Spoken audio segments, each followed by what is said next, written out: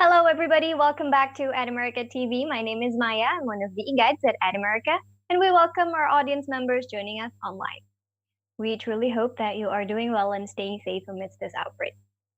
Anyway, for those of you who are first-timers here, hi, welcome to America TV for the first time. America is the U.S. Embassy's American Center. Our mission is to provide a space for young generations of Indonesia to learn more about the United States. We have temporarily moved to a solely digital platform so you can enjoy our program from the comfort of your own home and help flatten the curve of COVID-19. Don't forget to leave your questions in the comment box below, and our panelists will answer them later in the seminar. And for our friends here who are joining us through Zoom, there are a couple of features that you can use to actively participate in the seminar. You can use the raise hand section to ask your questions with your video on, or you can also use the chat box section to simply just say hi to the other participants and also the panelists as well. But don't forget to use these features wisely, right? Cool. Now, today we are going to have a session titled Ask Me Anything with EducationUSA Advisers. But you know the drill, we are going to have a social media quiz before we begin. You guys ready? Okay. The question is, may Justin Timberlake now be called a doctor? I'll repeat the question one more time. May Justin Timberlake now be called a doctor?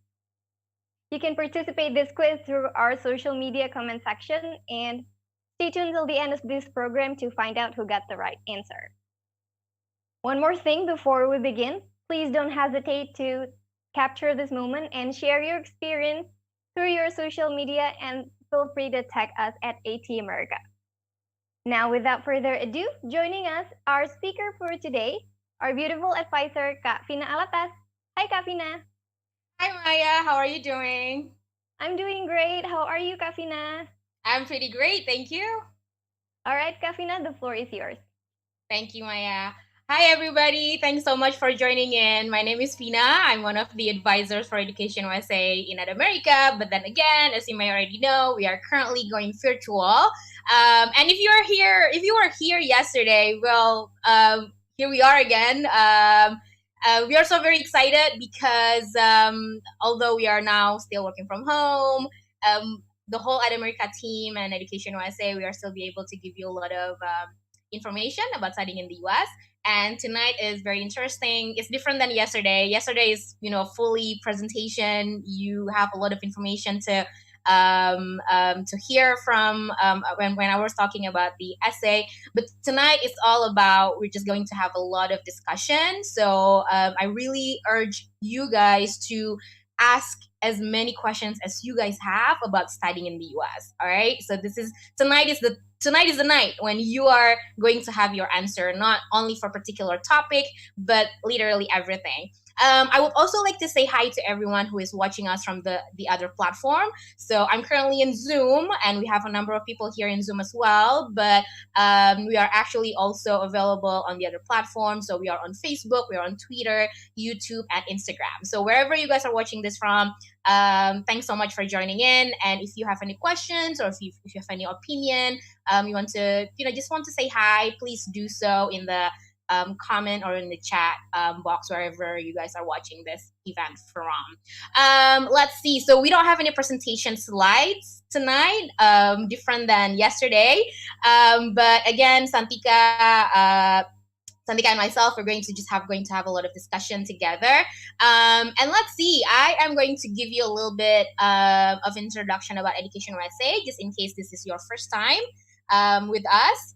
So let's see here. All right. So what is Education USA? We are part of the US Department of State, atau di Indonesianya dari Kementerian Luar Negerinya Amerika Serikat. We have over 400 international student advising centers in more than 170 countries. So if you can see, we are everywhere. So what we do as advisors is we give you a lot of information. We guide you every step of the way for anyone who wants to study in the US for higher education. So higher education is bachelor's, master's, and PhD. S1, S2, and S3. And all of our services are free of charge. So again, our main goal here is to help as many people as possible here in Indonesia to reach their dream to study in the US. And the good news is all of our services is free of charge. So we urge you guys to use our service. So, of course, in Indonesia, not only with EducationUSA Advisers, but we actually have a total of 8 centers with 10 advisors. So we have 2 in Jakarta, one at the US Embassy with David and Iqbal, and then one in America, of course, with myself and with Santika. And then we also have 2 in Surabaya at the US Consulate General and Unair Surabaya. And then we also have one in Medan, Malang, Makassar, and Banda Aceh. So if there is no Education USA where you live, you don't have to don't worry, because basically we are covering the whole country. So feel free to reach out to the nearest center wherever you are from. But you are also more than welcome to reach out to us, to Education USA America. So the services that we provide you with 5 steps. So the first one is researcher options. So this is usually when you're reach out to us, and then we have a one-on-one advising session. We are going to have a lot of discussion in step 1, because I would like to get to know you better. I would like to hear your story on why you want to study in the US for this specific major and stuff like that. And so this is also a really great step for you to ask as many questions as possible. Maybe you're still figuring out, should I study in the US, should I not? And then you need some convincing, and I'll be happy to do that, of course. And then once you're pretty much convinced, you're pretty much good to go in terms of, okay, I know I'm going to study in the US, I just need to start my application process. Before that, we're going to move on to step 2. But before we work on the application process, of course, we also want to talk about the financial aspect of your future study, because it's equally important. Because we all know that studying in the US, it's not it costs a lot. So probably you want to know a number of options of scholarships, or maybe by the time you come to us, you already have a scholarship. So once we figure out the step 2, which is financial studies, then we can move on to step 3, which is completing your application. So this is when we are going to see each other a lot, because we're going to have a lot of advising sessions going on. So for example, like the events yesterday, where I gave a presentation about essay writing. And if you missed that, don't worry, you can actually watch us through YouTube, the recorded video. But then also, if you don't feel like watching the recorded video and you prefer to watch us live presentation, this is part of the event yesterday, was part of the monthly event. So we're going to have that again next month. And so yeah, and then in step 3, there are a lot of things going on here. We can review your essay, we can review your CV or resume, we can give you some tips that we've heard from the other advisees about tips to the standardized test before you take the standardized test like GRE and GMAT or SAT or ACT or even like TOEFL or Ielts. And once you're pretty much have all with you, all the applications with you, you're going to submit your application and then you're going to wait, right? You're going to wait for a couple of weeks or even months before you heard back from the university. And then hopefully, you're going to let us know if you get accepted, because then we can move on to step 4, which is apply for your student visa. So the EducationUSA Advisors, we're not going to apply the visa for you, but we're guiding you because some people found it confused when it comes to applying for a student visa. So we're guiding you for the step by step. So once you get accepted, what are you gonna do? So you need to have a document from the university, such as the I-20 or the DS 2019, depending on what kind of student visa that you're going to apply. You don't have to worry about that now. But then again, if that is something that you would like to hear more about, then let's talk about it tonight, right? Because again, tonight we're going to talk about any kind of topics related to studying in the US. And then once you're get everything in terms of the visa application, the last step would be pre-departure, prepare a PDO, pre-departure orientation. It might be different this year. So this is part of our annual event where we usually have this around June or July, where we gather as many people as possible who already get accepted and about to depart to the US for fall term. But then, of course, because all of our events are open for public, back when we were still in America, we also invite everyone, even though you're not going yet to the US, but you want to networking with a lot of people who are going to attend this event, you are more than welcome to do that as well. This year, since we're going digital, we might have the PDO, but slightly different because we can assume for the fall 2020 term, a lot of us international students might have to take online classes from Indonesia. So probably we're going to talk a lot about online classes and stuff like that. So just stay tuned to our social media if you want to know more about our upcoming event. So that's that. And then, so again, we welcome everyone to meet us. So there are 2 advisors in EducationUSA America. My name is Fina, and we have also Santika, who will be joining us shortly. So if you want to email us directly, feel free to do that. Here I give you my email and Santika's email. We are now fully digital, so that we are doing advising session 100% via Zoom and via Zoom only. But the good news is that our advising hours is every day. We are available every day, and we start from 1 until 9 p.m. So if you go to Zoom, and here you can see the Zoom ID, there is no password. So if you want to save this on your phone or something, you can do that. So whenever you're joining this Zoom meeting room, from 1 until 5, you're going to see Santika, and then from 5 until 9, you're going to see me.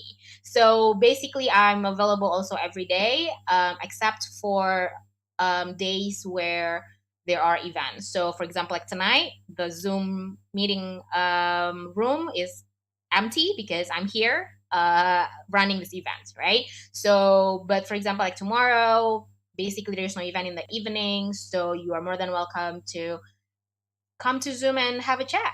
All right. If you don't feel like you want to go ahead and talk to us via Zoom because you're not sure what to talk about yet, or maybe you're still malu-malu and stuff like that, that's okay. You can also email us first. So this is our email center, jakarta.atamerica@educationusa.org. But you don't have to make an appointment to us because our advising system is first come, first serve. So you don't have to email us, Fina, are you available, Wednesday at 7? You just need to check if there's an event or not.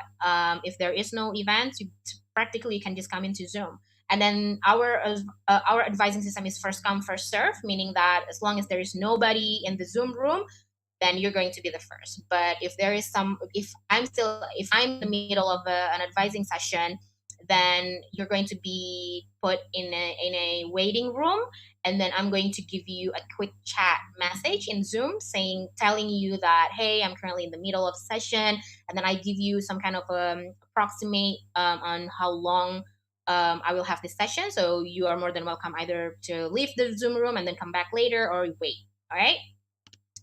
Just want to give you a glimpse of our upcoming events. Soon we're going to have July will be here with us soon, and so we actually have a lot of amazing events in July.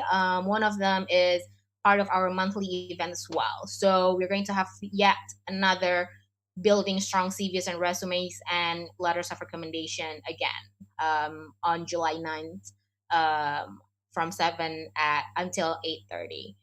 And then this is another one from yesterday, but we're going to have this again next month. So if you missed yesterday and then you decide you prefer to actually attend the session live, so if you don't mind waiting until July 14th, because I'm going to give a presentation about the same topic again. All right. So here's our upcoming events. If you want to know about it, you can go to the EducationUSA official website, which is the educationusa.state.gov, or you can visit EdAmerica's website. Okay, let's see. That's it. That's my short presentation about Education USA. So I'm going to say hi to Santika, and then we are going to have Pauling up. All right. Hi, Fina. Hi. Thank you so much for the introduction. And I'm very excited tonight because we actually don't have a PowerPoint presentation, and we're just going to, let the conversation flow and see what kind of questions pops up. And look at that. We already have some questions here. Yeah, we do. And yeah, I see a lot of recurring or, welcoming back on those participants who joined us last night. Nice. On your session on the essay. And I'm really happy to see, participants who came back again and again to watch different sessions from us, just because sometimes we cannot cover everything in one session. And sometimes after the event, like after, we had this advising session, and the question just popped up. And I had a lot of that experience from my advisees. And they're like, bentar, aku mau nanya lagi, tapi apa ya? Aku lupa. Like, I forgot what I want to ask when we are in the Zoom session. But I tell him and her, like, okay, if the questions pop up later on after we kind of like end the meeting, don't worry, you can still reach us in email, and then we can do another Zoom meeting and everything like that. So I think that's very common questions, like what do they have to expect in their first advising session and everything. But before that, it's like they have this question, like when they email us, a lot of them ask, how should I find this university and that university? And do they have to know where they are going first, or do they have to at least know what kind of program they want to pursue in order to do advising with us? I'm sorry, say it again, Santika, sorry. So yeah, my question is kind of like, if advisee wants to do first time Zoom meeting and advising on one-on-one, and they have this worry on like, do they have to know the university that they want to apply first, or at least like the program that they want to do, or they just come in and then like talk? So what do they have to expect on their first session with us? Right. So basically, when you're reach out to us, you don't have to have everything ready. Whichever knowledge that you currently have with you regarding studying in the US, you're more than welcome to share with us. If you don't know how to find the right university for you, then we're going to guide you on that. However, we got a lot of questions. For example, I think there's one that we have tonight, asking about how, if I want to study certain major, what is the right university for me. For that specific part, we don't have the answer, because that's going to be your main homework. What we can tell you is how you can navigate the Dr. Google on how to find the right university. But then once you have the list, this is going to be your homework, where you have to go to each of the websites and really study the program itself. Because, so for example, you want to study agriculture, the name of the program might be the same for, I don't know, like 10 universities in the US, but the program itself, what they offer might be different from one university to another. And we can't answer that for you, because you're the one who knows what kind of agriculture program that you're really looking for, something that what you're going to do in the future, right? So that's going to be basically your part to find out. But yeah, whichever level that you have, you are more than welcome to share with us. But we are mostly guiding you on this part, but it doesn't mean that this is what makes us different than, if you're familiar with how the educational consultant or educational agencies work. We are none of those. We are not an agent. We are not a consultant. We are guiding you, but I want to say that we are guiding you pretty much every step of the way. But then it doesn't mean that we're going to do everything for you. We also expect you to do your part as well. So, for example, when you're finding the right university for you and stuff like that. Yeah. Thank you, Fina. So yeah, I got a lot of that questions that you asked, and one of Majada's question in Zoom chat box just now. The thing is, when it's like what you said, the thing is the best fit is sometimes, only you will know after you try to research on the detail on what kind of course and focus that they have. Even though they have the same program name in different university, they could have different focus. So if I get that kind of email on, I want to study this, which university should I, can you help me find the university name to apply to? I would answer that with giving some, websites that's like a search engine for university and master program, and specifically to the US. So I'll give that link. But that's kind of like the beginning of where you try to find it, and after that you will have to go deeper on each university that you found on the program that you want, and you have to go deeper and deeper. So you become more sure that you want to apply to that program and that university. And after that, it's easier for Fina and me to guide you to do the next step, like how to prepare the application, which part should I do first, and this and that, right, to complete the application.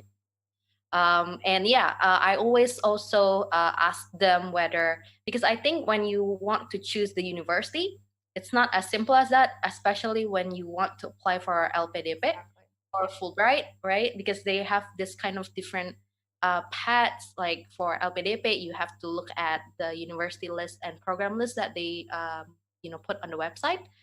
If they support that program and that destination of that university. And for Fulbright, you don't actually need LOA. So you don't have to choose the university. They actually specify, don't mention the university name in your essay. So, and Fulbright is, only supporting students to go to US. So regardless of the university that you write down, it has to be in the United States. So you don't have to put anything specific there, because they will guide you once you get the Fulbright scholarship. So that's what I can share for the question on I want to do program A. Can you help me find the university that have that program? You can actually find that on the website, and we don't really have that kind of website, right, Fina? Exactly. The thing is, there is no ranking system to actually in the US, meaning that the government, the US government doesn't, have like this ranking list. So basically those universities that we've heard often, the highly selective universities, those ranking system are being conducted from a third party institutions like US News or QS rankings, and there are so many more.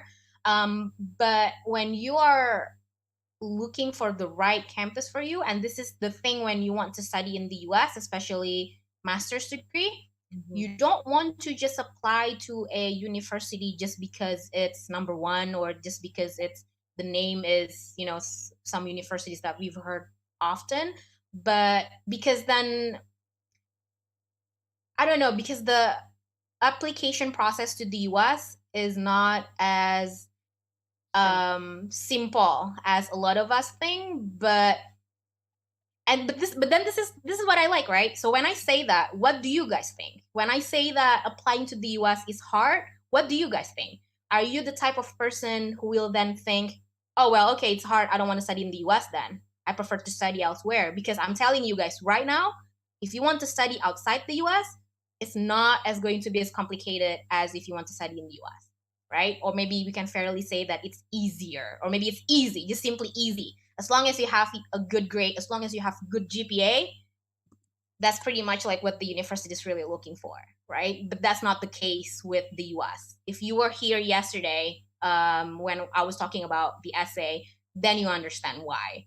Because essay is so important that, you know, the whole application, the way the universities in the US review applicants is not just looking at your cum laude, GPA, and stuff like that, but it's actually holistic. It means that they want to know who you are as a person. Why are you applying to my program? What are you going to do with this major? And how sure you are that this particular program that we have in our campus can help you get whatever that is that you want to do in the future. It's that personal, right?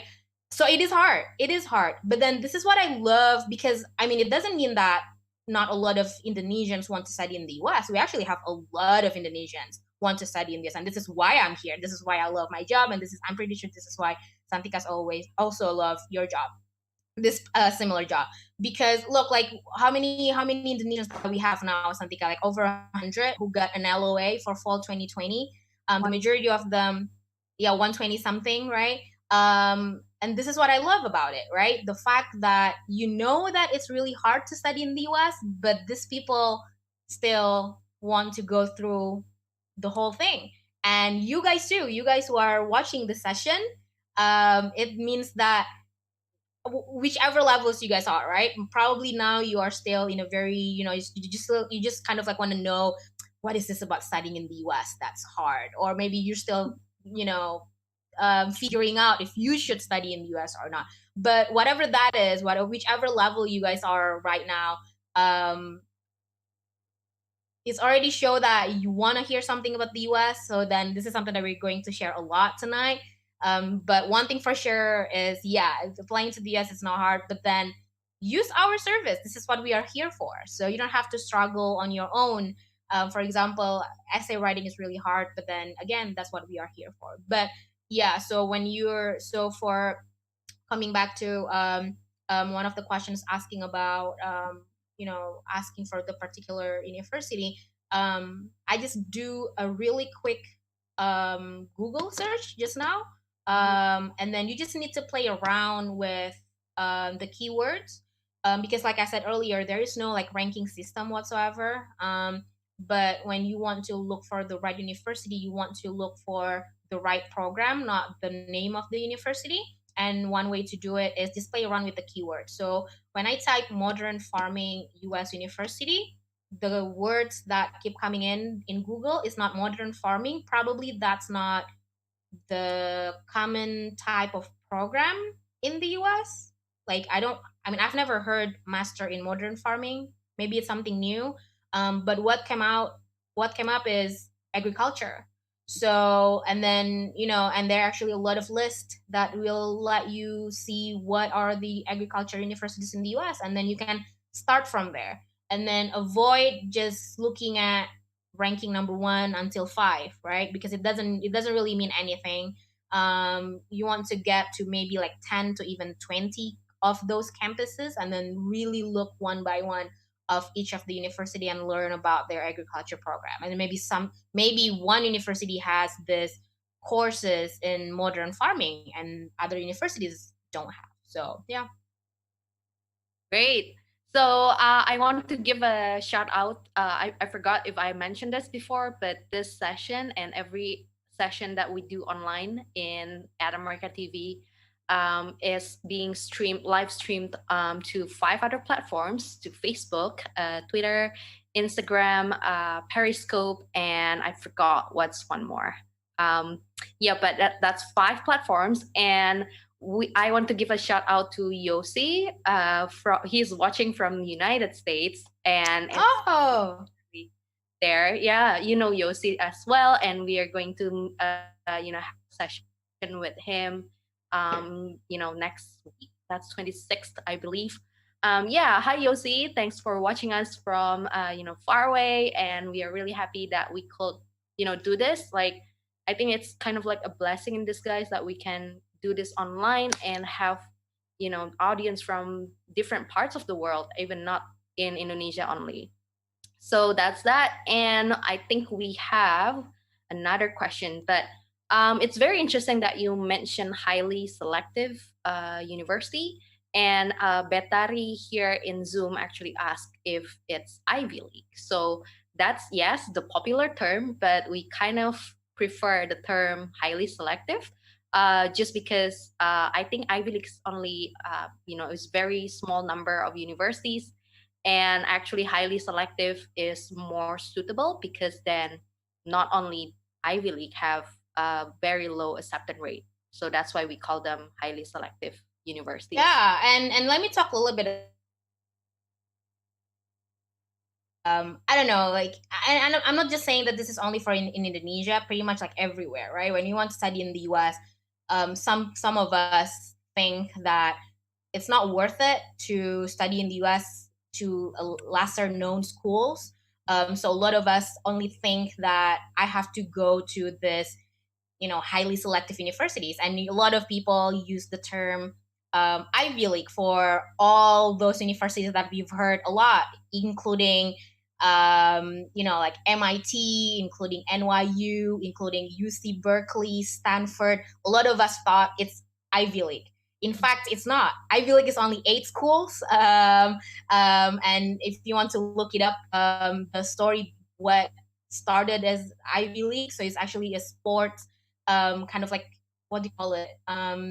Because sports is a big thing in the US, right? So they have this in certain area in the US, like the Big Ten schools and Ivy League. It's like in the eastern part of the US. They have this group of schools that is under, they call it Ivy League. But then yeah, as time goes on, they are known for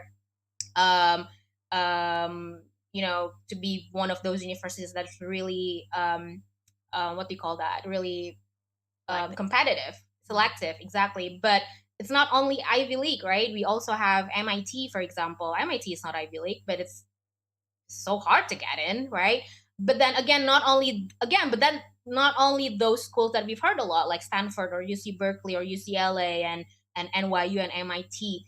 There are actually a whole lot other universities that probably we rarely hear about it, but then they are actually categorized as highly selective as well. So, for example, University of Chicago. Maybe not a lot of us thought about it, but University of Chicago is one of the highly selective universities. It's really hard to get in, right? And there are actually a whole lot other universities in the US that is, categorized as highly selective universities. So what we're trying to do here with Education USA is to really open up more options when it comes to study in the US. But then again, we want to also be realistic. For example, that if you want to study LPDP and then you're categorized as an LPDP regular applicant, then yes, you don't have that many options in applying to a lot of other universities in the US because they have their own list, and then we have to stick with that list. But then, of course, we also have Fulbright, right? With Fulbright, technically, you can apply to anywhere in the US, right? So, yeah. Yeah. Yeah, that's totally correct. A lot of times when I just first met the advisee, first timer, and he or she is quite, we have this student context form, and when we ask them on which level of study and then which university you want to apply to and everything like that, when it comes to the term of where you're applying, sometimes they feel like they don't want to say it because it's kind of like a very high target, like very highly selective universities, and they're scared. What if they don't make it? What if I say I want to apply to, like, let's say MIT, but I got rejected and all things like that. The thing is, with Education USA, we totally, regardless of which university you got accepted, as long as it's in the US, we are really happy for you, because not to mention, it's kind of like the standard of the US education itself. We don't doubt it at all. So, and that's what we do. We promote US higher education. So you don't have to worry if I say I want to apply to these highly selective universities, and what will happen if I don't get any of them. And that's why we are here for you. We will help you figure out things, like we will tell you, look, the strategy here is to apply to more than one universities. It's fine if you have very high target, but do have like backup plan, like plan A, plan B, plan C. Unless you are applying and focusing on the LPDP scholarship application, I don't see why you don't have other options than those highly selective universities. So that's that. I hope it sheds a light on, if you have hard target. Like in the Zoom chat, we have this uh, participants who ask, um, I want to apply to Columbia. But I don't know what are the chances that I got in and everything. I say give it a try, and, let Fina and me guide you, and see how it goes, right? If you don't try it, you won't know. And don't be shy to share your study plan, like your dream, to us, because we won't judge you based on where you're applying. Like, oh, this person want to go to this university, I don't think he or she will get accepted. We don't do that, because there we believe that there is something more in each person, regardless of which background you are from. And when you tell us your plan, we will kind of like fascinated, like we never learned a lot of things that we read in our advicees essay before. So that's where actually Fina and me learn a lot of things, a lot of new things actually. And we also had a lot of advisee who came from different backgrounds, not even in Java or big cities, but they got a lot of support, like scholarship and acceptance letter from cool universities in US, that we are like very hyped and excited, like congratulations, we are so proud of you and everything like that. And they work really hard for that. They seek guidance from Fina or me, and then they come back so many times to ask for input or revision on their essay. And I'm sure Fina have this great story about your advisee who came back and forth on an essay before he or she submitted it. Can you share with us on that, because that's quite cool? Oh yeah, no, absolutely. Like when it comes to essay session, I mean, I don't have like the exact numbers, but in the past, I mean, I would have someone who would keep coming back for like more than 20 times. And to the point where they feel really bad. And every time this person came, she or he would, apologize. Like, I'm so sorry, like, I bother your time. And I'm like, no, no, no, no. So I actually love reading essays. And I actually really appreciate those kind of advices, because it means that you guys are just like really that serious. Nggak males-males gitu ya. Jadi kayak like you really want to get this essay really great. You know what I mean? So yeah, no, and again, you don't have to worry about like how many times you need to see us. It can be as many as you want, right? And now that most of you guys are here for fall 2021, we assume there's no better time to actually start your application now.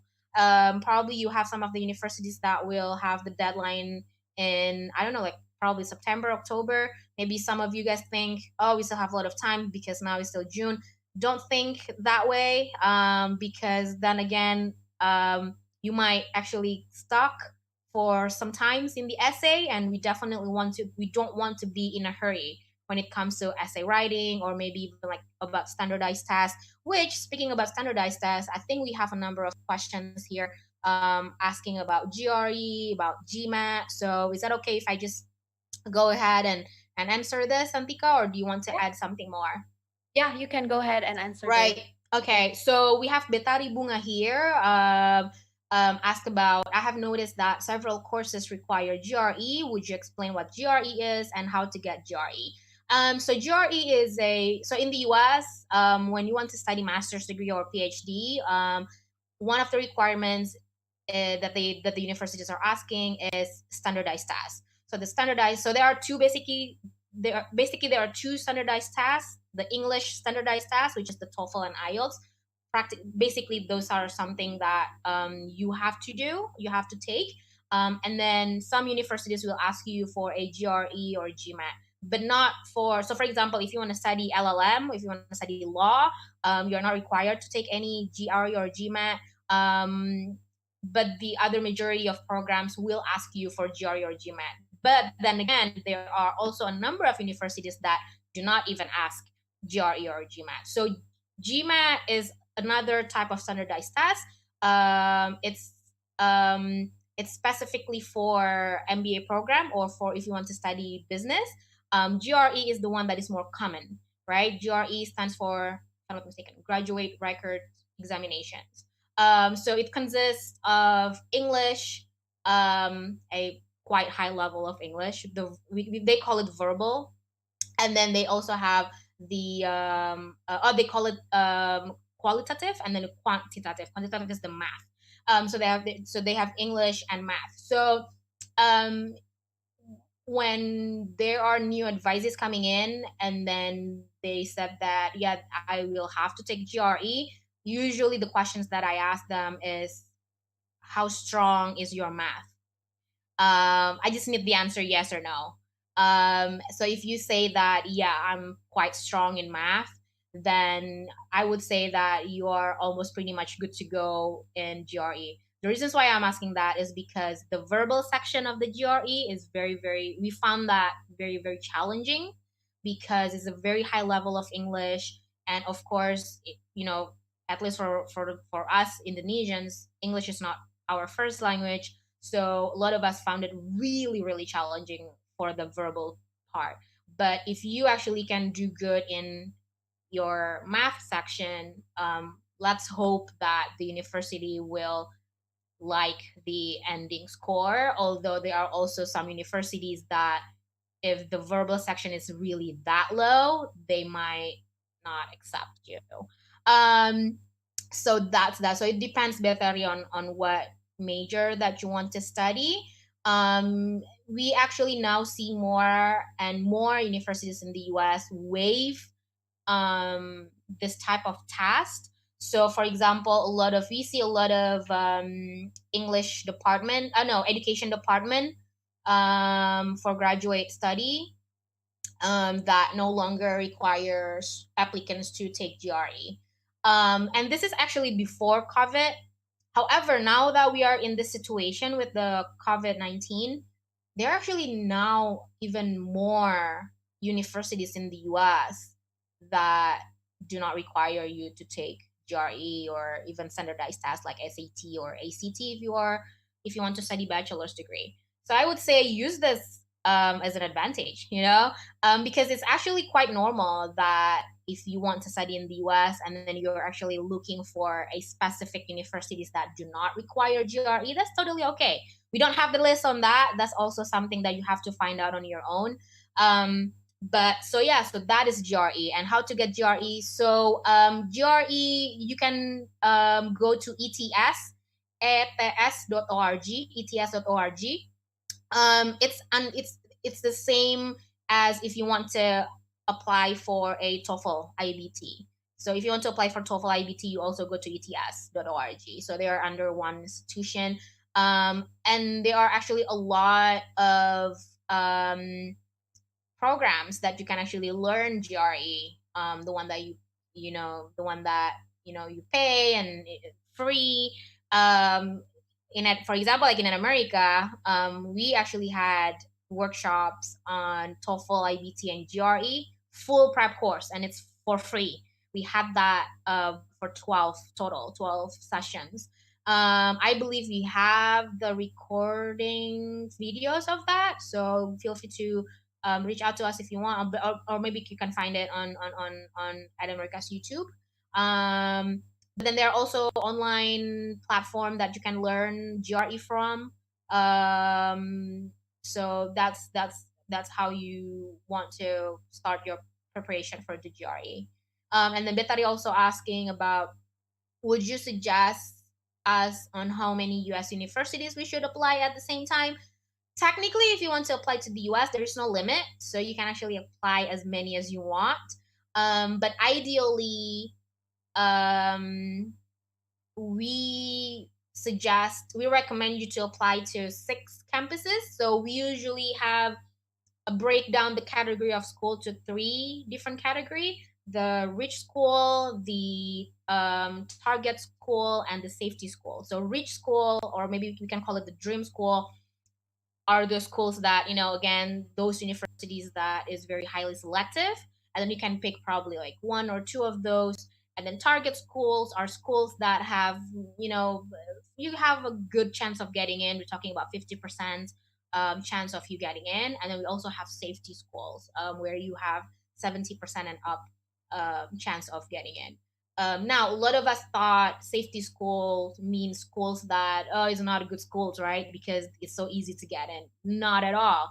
Because safety schools means that they are still definitely good schools. It's just that their acceptance rate is quite high. So meaning that they welcome as many applicants as possible. All right. So yeah, so Betari, normally it's 6, but then again, I don't know. I think, okay, now because you asked about GRE, so you're applying for a master's degree, it also depends on when you start looking around for the campus. It also depends on, because we want to be kind of like realistic, right? If you know that you're going to apply for example LPDP, you want to understand first what kind of LPDP applicants that you're going to apply, because there are a number of different type of LPDP applicants. Here in Jakarta, we see the majority of our advisees are categorized under the LPDP regular, which if you want to study in the US, there are only just a few number of campuses in the US that you can apply with LPDP. But if you're planning to apply to LPDP, but then you also not just LPDP, but maybe you're also looking for funding from the universities, then yeah, we can definitely have that 3 categorized type of schools. All right. Thank you so much, Fina. So to continue to add on what you just mentioned, the GRE and the TOEFL IBT prep course we had in the past, that anyone can rewatch the recording. I actually have a compilation of all of the links from each session. So if you're interested, I always tell people to email me and I'll just copy paste it and send it to you. So that way it will be easier for you to access them and actually see which section or session that you have done. So that way it will be better for you to kind of make a study plan and track down. You can email me and I'll put it in the chat box in this Zoom meeting. But if you are watching us from other platforms, you can email me at ssalim@educationusa.org. So that's ssalim@educationusa.org. All right. And I'll go to the next question from Tulus in Zoom. How important a mentorship or Education USA guiding the application process to help us applying to highly selective universities? So to answer this question, actually, I want to emphasize on what kind of things that we actually guide you on for your application process, which is the step 3. If you join us in the beginning, where Fina mentioned there's this 5-step we use to guide advisees, but the application process is completing the application process is on the step 3. After you figure out your financial needs covered on the step 2.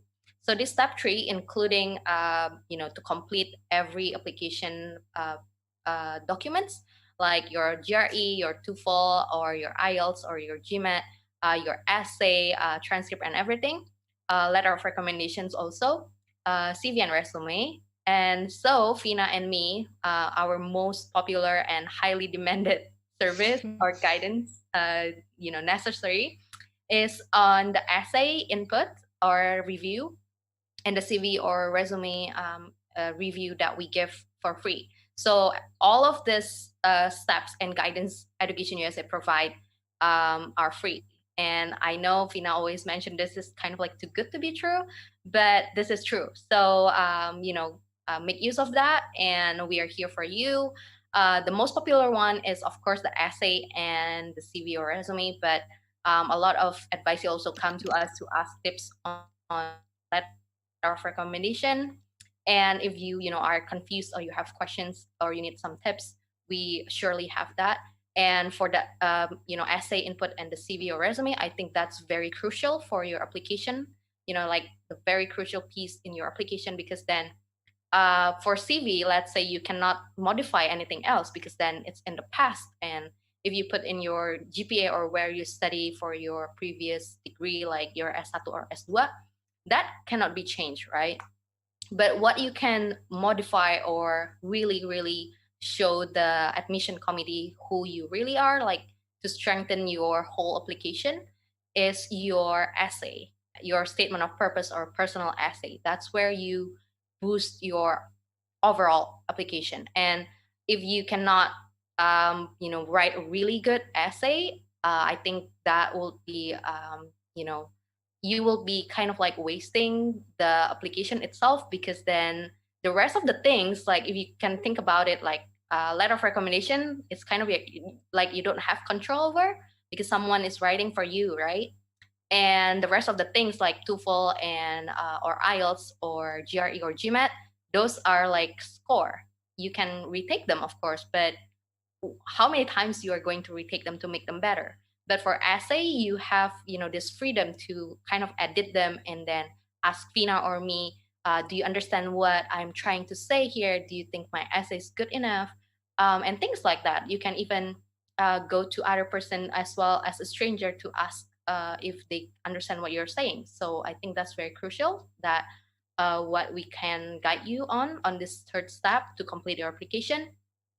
And of course, it's not limited to only guiding advisee who are applying to highly selective universities. All US universities are welcome to come to us to ask for guidance, and that's what I want to emphasize here. I hope I answer your question. If you have more questions, do let us know. We'll try to answer you on that. Okay, next one will be from Indra, also from Zoom. Now I'm starting to study the GRE. Previously took GMAT 3 times, and now I feel like GMAT is not my thing. Is there any GRE online class provided by Education USA? And the answer is, Fina already mentioned, yes, we had that in the past, but we still have the recording, so you can reach us out. We will give the contacts in the Zoom chat, and we will also repeat it again by the end of the session, where you can reach us out. You can simply ask that from me, because I have kind of like the template already. That will be easy for me to give. Feel free to reach me out. And next question, I will give it back to Fina. All right. I just want to real quick, for those of you who is asking a question in Zoom, if you don't mind, please don't ask the question privately, because we need to have a different platform where we need to make sure that your questions is being answered. So if you are asking me in private, if you don't mind to share it publicly, that would be amazing. Okay, so another question, we actually have one from Instagram. Hopefully still watching. Hayerins. Basically asking about if about your GPA, right? So you are currently studying in college, but on your second semester, your GPA was not that good, and you're asking if you can still apply for a scholarship. I don't have the answer for that, to be completely honest with you, because again, this is something that a lot of us focus on too much, on GPA, right? Because a lot of us thought, oh, my GPA is just 3.0. I don't think I'm going to apply to the US because I don't think there will be any universities in the US that accept my GPA. But then again, like in the US, it's not only about GPA, right? So to answer your question, it depends on what is your like what is your current GPA right now. As long as you have 3.0, we can still give it a try.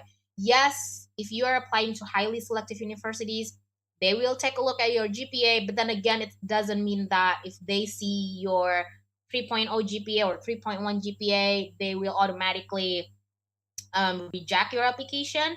In fact, we actually have a lot of advisees with 3.1, 3.2, 3.3 GPA, and then they make it to Harvard, they make it to other highly selective universities. So yeah, I mean, it is definitely possible. So we basically want to balance out the your application, right? So if you have an okay or a so-so GPA, then we want to make either your GRE really strong or your resume or your essay, right? If you have an okay GPA, but then let's say you have a very um, great essay, then they will definitely consider your application, right? So it depends on where you are right now with your GPA, but don't make it as something that the one thing, the only thing that you have to have, which is the GPA. It's not like that when you want to apply to the US. And then we also have one from also from Instagram. Could you please tell us what most different in educational system in the US, such as continuing college after senior high school? So this is for bachelor's degree. So basically, there are a number of options if you want to study.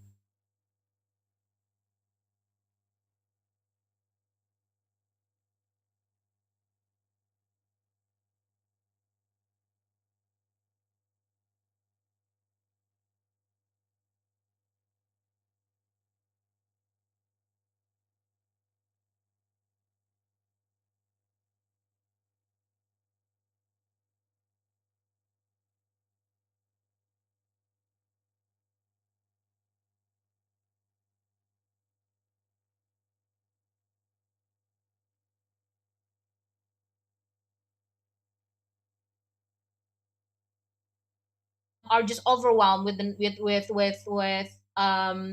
options of universities, and you don't have that many times left to do research because you probably already on your grade 12, on your last year of high school, where practically a lot of four-year universities the deadline is already passed. Then community college might be a good option for you, because when you go to community college, you can transfer to anywhere in the US basically. Or maybe you're looking for a more affordable ways to fund your study. A lot of people choose community college because their tuition is way lower than if you go to a four-year university. So those are some of the examples. But if you are still in, let's say, grade 10, grade 11, and you have so much time to work on the application, and you're planning to take SAT, for example, then four-year university might be good for you. All right, so I hope that answered your question.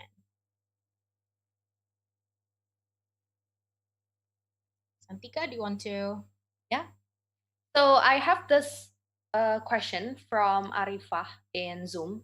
You actually emailed me, and I think I haven't had the time to reply your email today. So your question is, you got an LOA from Cornell and LPDP, but you applied for local destination or designated program for LPDP, so you couldn't change the program to the international one and go to US with your LPDP.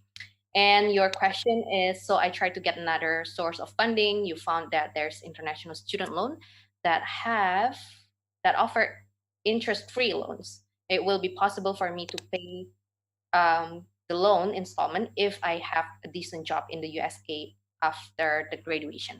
So first and foremost, Fina and me wouldn't, we don't really recommend loan as the funding, because there are risks involved, and for now we don't really you know have a lot of experience or advisee who actually use loan to study in the United States for now. So we don't recommend that. And if you are, planning to work after you graduate, and then pay that off, I think that will be very risky. The chance of you getting a job is, we cannot say it's low, but we cannot say it's high. So you kind of have to fight for it, and there's like a procedure.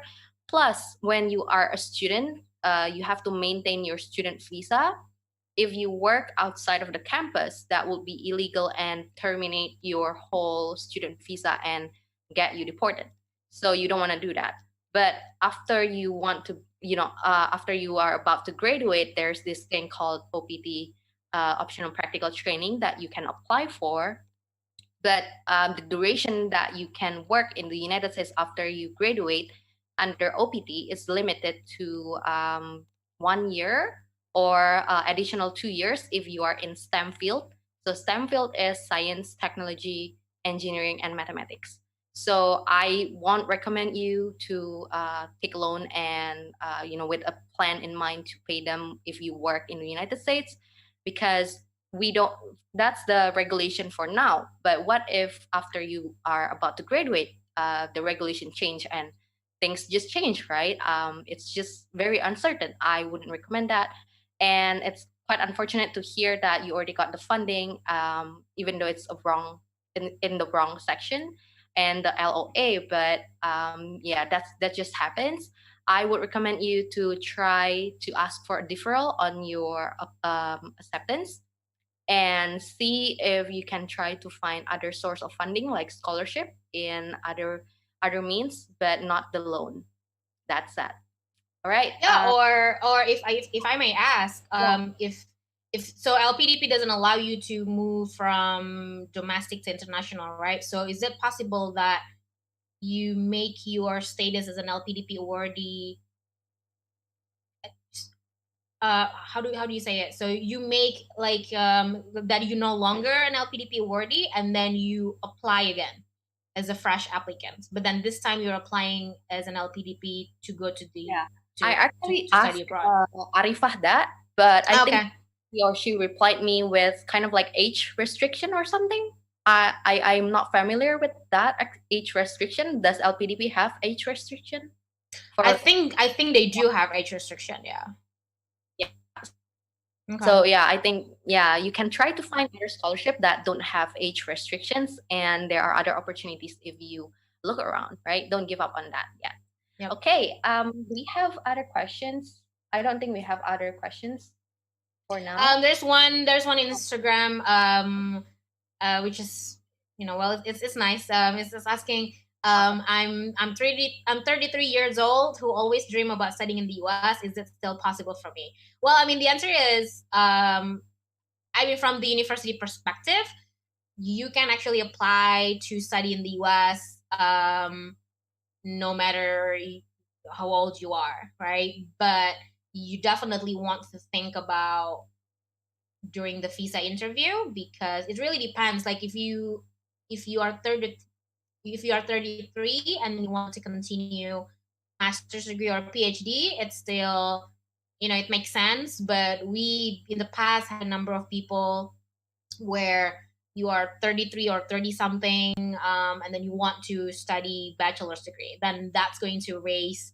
suspicious to the visa consular, because what are you doing studying bachelor's degree and you're 33 years old? Although technically, again, for the US university, it's totally fine for them to accept, no matter your age. So that's that. And we also have another question here just coming in from Zoom. I have more questions. Could we put our undergraduate thesis in research experience, even if it was only published by the university website or not any journal publishers? Do you mean in your resume? because in the resume, it's actually okay to put your undergraduate thesis under the same category as your education. So you don't have to use it. You don't have to create that in a new different category. So you can actually put that in under education. So under education, you will say what university that you graduate from, which specific program, and if you actually have a good GPA. So we're talking about above 3.5 and above, you can actually also mention your GPA in there. And then you can have, just like another line saying your thesis. So that's that. And how long would it take from submitting the application until getting the LOA? And is there any time limit to defer an LOA? It's a really good question. Um, um, how long it takes from submitting the application until you get the LOA, it depends on the kind of deadlines that the university has. So for example, if they have a regular deadline, so there are a number of type of different deadlines. The usual one is just like regular deadline. So regular deadline is, if you go to the universities and they said, submit before, I don't know, December 15th, for example. If that is the case, that means that they are not going to review your application until December 15th. So even if you submit in October, for example, but then their deadline is actually in December 15th, they are just going to save your application, and then they're going to review that starting from December 15th. And usually for that type of deadline, it will take you about 2 to 3 months until you heard back from them. So that's that. But then there's also another type of deadline called rolling admission deadline. Rolling admission deadline means that technically they receive application all year long. So there is no specific deadline. So what happened is you can apply, you can submit your application like maybe like in summer when, well, technically it's not like when people submitting their application, but with rolling admission you can do that. And then with rolling admission type of deadline is they are going to review your application right away. So rolling admissions, once you submit your application, it will take probably only a couple of weeks, maybe a maximum of 1 month until you heard from them. So rolling admission is ideal for people who, so for example, you need to apply for fall 2020, right? Fall 2020 is coming soon, right? Like in August or September. But then probably there are a number of universities, I mean, not that I've known of during this time, during this month, like in June, but there might actually have one or two universities programs that still receive application for fall 2020, because once you submit that, then they're going to review it right away. But then, so it's actually a lot of people submit that some kind almost very last minute. But the thing is, if other people kind of like think that way as well, that, you know what, I'm just gonna like apply it very close to when the program starts. So that means that there are actually a lot of applicants, right? Submitting very last minute. So what does that mean? That means your chance might be actually also small. So so that's how long the university will get back to you with your LOA. Is there any time limit to defer an LOA? It also depends on the university. Sometimes the university will give you deadline. So once you get accepted, for example, right? You get accepted, and then the university will give you deadlines whether or not you're going to confirm or take the offer or not. And then they will also probably tell you if you want to defer, then they will give you the deadline. So it really it depends from one university to another. It can be probably 1 to 2 months after you get accepted to either take the offer or if you want to defer, right? But I see that during the COVID-19 now, I want to say there are still some universities that will allow you to defer. Even like now it's technically already late so far. Usually like around June, July is, the universities already know who are going to be in the fall 2020 class. But I think with the current situation, they are pretty flexible in that part. So yeah, that's something that you can discuss to the university. Santika? Hi, Fina. Thank you for the answer. So yeah, I would kind of kind of very keen on the dates, because then if you missed it, then that's it, right? So I would always suggest the advisee to kind of list the requirements and then the deadline, like what kind of which deadline that they are trying to catch, in kind of like a spreadsheet, different universities and different requirements, kind of similar requirements, but some of them could have more requirements, and then the deadline to be very clear on which one is your deadline, and then work on that deadline to to the current time, to make your own timeline, because Fina and I cannot make the timeline for you. Since if you're applying for kind of like master or PhD, which most of our advisees are, you already juggling between jobs and family and all of those things. We cannot manage to give you a very detailed timeline. You have to do that and pace yourself.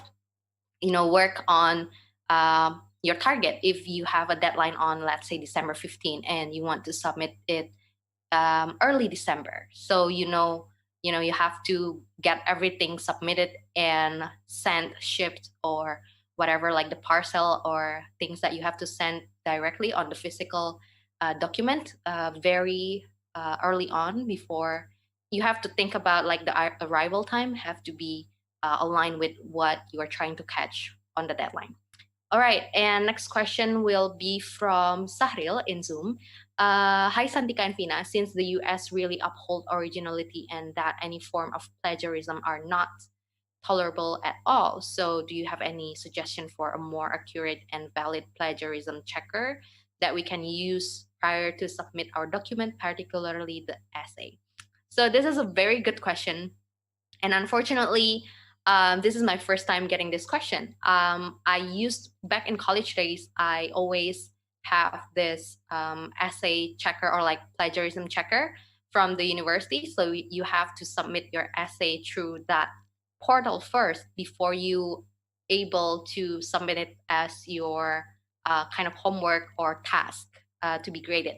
But unfortunately, it's kind of I kind of forgot what it's called, but I'm sure we can find some online, although I don't have them on top of my mind right now. We can try to find some if you really need that. But usually when Fina and I are reading essay, because we read quite a lot of essay, especially Fina, I think she will catch on if your essay is similar to one or another from advisee, or it's kind of like, I think I read this before, but I don't recall who wrote this, but it's kind of familiar with this and that. So that's kind of like a signal that your writing needs more originality. But if you give it to Fina or me and we don't have that sign for you, I think you're quite safe. But if you want to be safer, you can find application or other program that do that for you. Okay, you have things to add on that? Just want to add, based on my experience.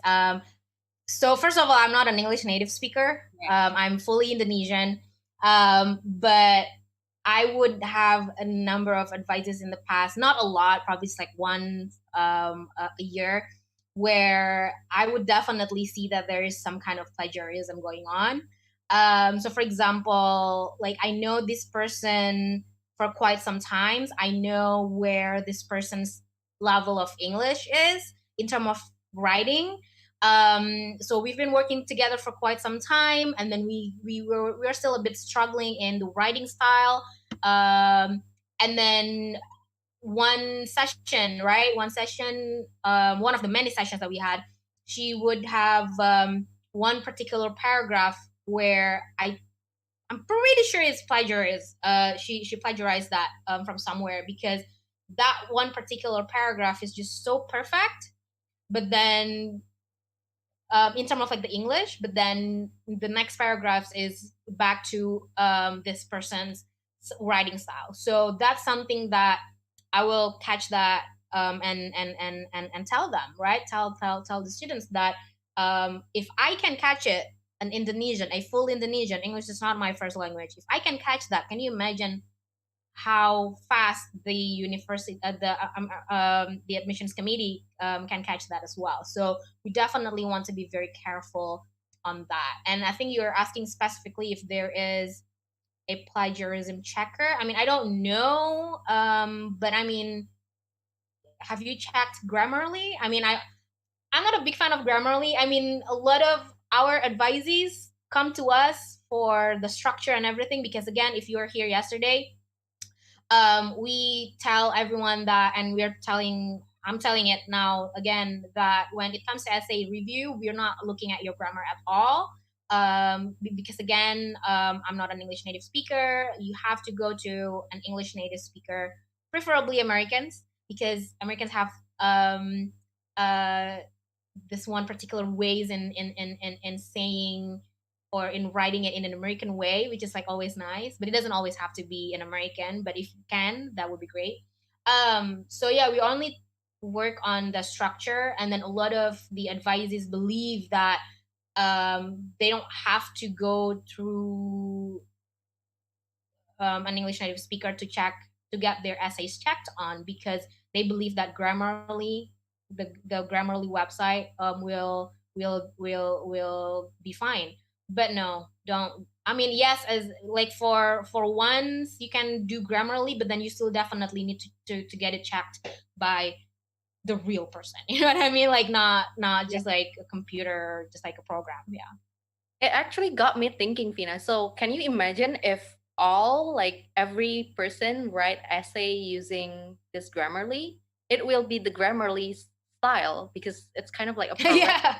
right? Yeah. So Yeah. you practically lose your style of writing, and if you are telling your story, especially something, like personal or cool, it may be just, evaporated because of that, correction and making it more concise and everything. So yeah, you can do that, but kind of just like for the grammar and everything, but know the limit on, of following the correction, because if you follow everything, that is kind of like the Grammarly wrote that, not you. Yeah. And on top of that, I think we have another question from Sahil, which is a very good one, and I think Fina Mhm. can answer this. Is let's say, for example, he is applying to University X but got rejected. Can he apply again next year or the next intake?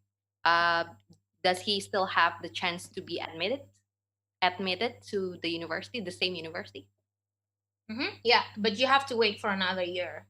Oh, So you definitely need to wait another year. So for example, there are some universities that have different type of deadline, like priority deadlines, and then the regular deadline. And then people ask, so if I applied for the priority deadline, which is very early, and then you got rejected, can I still apply for the regular deadline? The answer is no. You have to wait for another term. So if so, for example, if you're applying for fall, and then you got rejected, but then they offer also like for the following spring, then yes, you can apply for spring. But there are not a lot of programs in the U.S. that offer spring semester. Well, I mean, it depends on the program, but it's not really common. The common one is fall, which is like start in August, September. So yeah, if they don't have spring, then you have to wait for the following fall. And don't hesitate in applying again.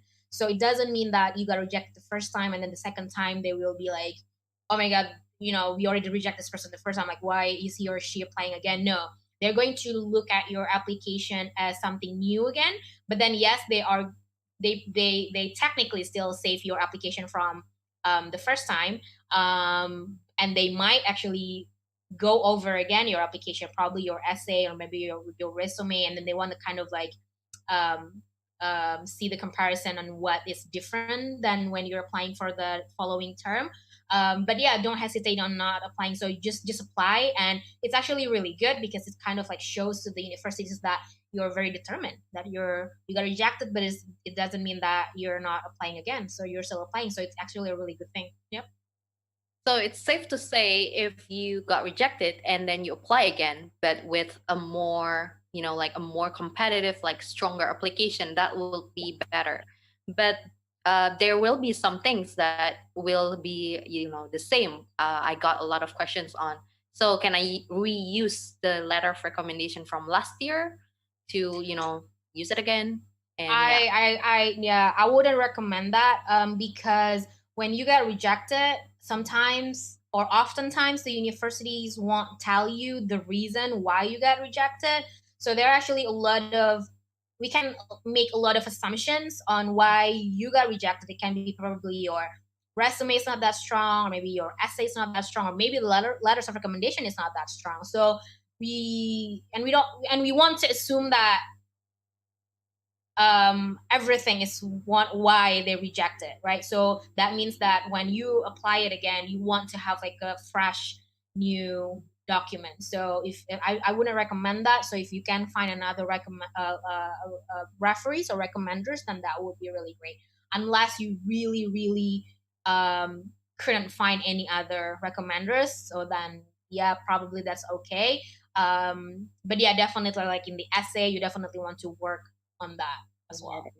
Yeah, I agree on that. And this does not mean that, if you got rejected, then you have to find a new job to put in your CV or resume. No, you just really need to kind of work on to improve on it. Like maybe in your CV or resume, you can, put in more quantitative data, like how many things that in numerical value that you did or you contribute or you achieved. And if the last resort, like if you have to have the same recommender, I would say you need to update the content. Like you need to brief the recommender on what are the things that you really need to be written very nicely, very amazing. Kind of guide them on that, but not write your own letter of recommendation. And we talk about plagiarism before this, and I think this is a very crucial topic as well. A lot of people, if you never been to our other session talking about letter of recommendation, we talk about how often or how common, for at least in Indonesia, that the recommender just say, okay, you can write your own letter of recommendation and I will sign it for you. So no, don't do that, because when we read essay, not to mention Fina and me, but those admission committee who have so many essays to read and letter of recommendation to read, if they read your essay or your letter of recommendation and they find it similar in style, in writing style, they can just catch that like in a snap, and that's it for you. Like that whole application is done for. So you don't want to risk that, and you want to be really careful, and it's not even ethical to do that in the first place, to write your own recommendation. So that's that. And if Fina have things to add on that, please do, because I think it's really important. I have this one advisee that really stressed because the recommender don't want to write for him or her, and keep asking me if it's okay with when I already say no, it's not. You need to find other people. So yeah, in the end, he persists to find other recommender and got other recommender. So I would really insist on finding other recommenders than writing on your own. That's that. Yeah, no, I can't agree more on that. So it's also when you're applying to the US, it's also based on trust. So you definitely do not want to violate that trust.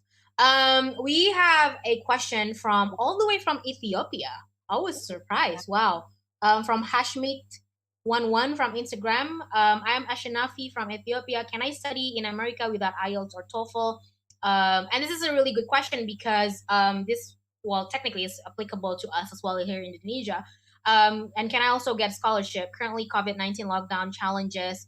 When does the flight start to the US? So, can you study in the US without IELTS or TOEFL? It actually depends on where you are from. So, for example, like in Indonesia, where English is not it's not the first language. So then they definitely require you to take TOEFL or IELTS. But I don't know in Ethiopia. But as long as English is not the first language, then you are required to take TOEFL and IELTS, no matter what, because obviously when you're studying in the US, it will be everything in English. So that's that. Can you get scholarship? Well, I mean, technically, you can apply for a scholarship that is being offered from by the university. But for example, sometimes each countries have their own type of government scholarship, like here in Indonesia. So maybe that's also something that you want to take a look on. So, for example, like maybe start look for Fulbright if you want to study master's degree. Yes, if you're here in Indonesia and you're applying Fulbright here in Indonesia, obviously it's only for Indonesians who want to study in the US. But Fulbright is basically everywhere else. So I'm not sure if they have Fulbright in Ethiopia, but I would guess yes. So maybe you can start look around for that as well.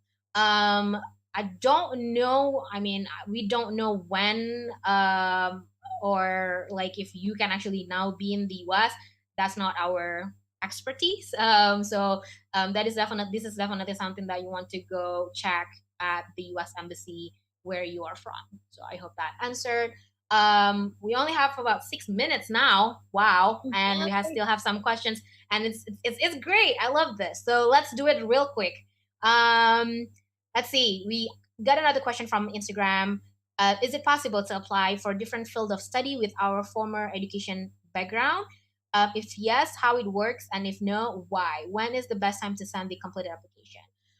So the short answer is definitely yes. It's possible if you graduated you graduated bachelor's degree with an engineering program, and then you want to study MBA, for example. It's totally okay. The university will accept that. Although at some point you want to kind of like explain on why you change so that that far away, or maybe you want to kind of like also show um some kind of like relations to this new major that you want to do. Maybe you worked in that specific field. Whatever that is, you can show that in the application process.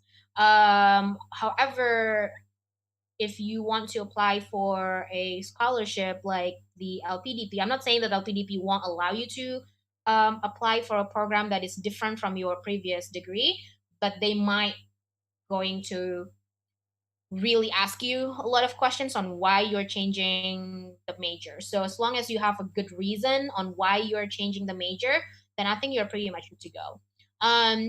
When is the and how it works? I mean, there's no specific, like way to do it. I mean, you just apply. And when is the best time to send the completed application? Technically, if you want to apply for fall 2021, you should have started since the beginning of this year. But if you just heard about this now, you definitely need to start right now. So ideally, you want to work on your application 2 years before the program starts. So for fall 2021, and then 2 years before that, definitely sometimes last year, or even maybe you can do it like early this year.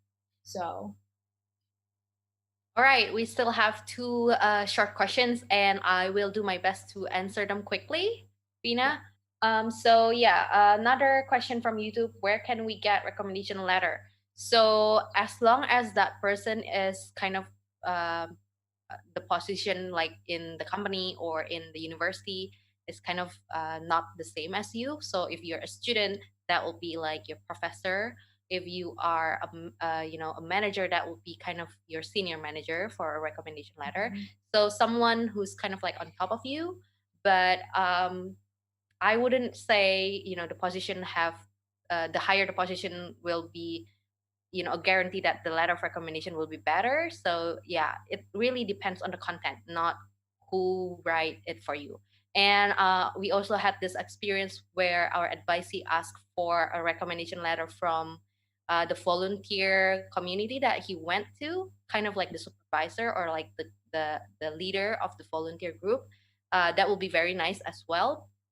So that's where you can get your like letter of recommendation from. And last question is, but how if the recommender don't have the English writing skills? Is it okay we help to translate and add some inputs with our own thoughts?